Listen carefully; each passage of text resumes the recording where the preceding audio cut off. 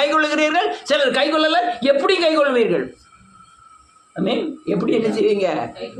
இப்ப கைக்கொள்ள மாட்டீங்க, கேட்பீங்க, கேட்க மாட்டீங்க. ஆனா அதுக்குன்னு ஒரு கால சூழ்நிலைகள் வரும். நான் விதைத்த விதைகள் எங்க இருக்கு?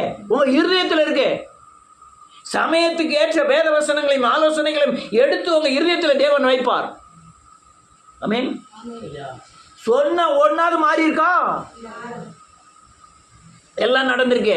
இங்க எங்க பார்த்தாலும் மாயமாலம், ஊழியர்கள் மாயமாலம், விசுவாசிகள் மாயமாலம், உபதேசங்கள் மாயமாலம், எல்லாம் ஏமாற்றும் பிராடும் பித்தலாட்டமும் உலகத்துல நிறைஞ்சிட்டு.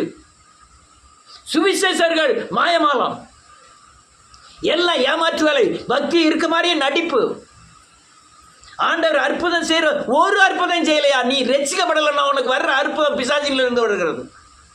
ஆமென். அப்படிதானே? நான் ரட்சிக்கப்படல, என்னை ஆசீர்வதிக்கிற தேவன் அல்ல, பிசாசு. ஆனால் நான் பாவ மன்னிப்பை பெற்று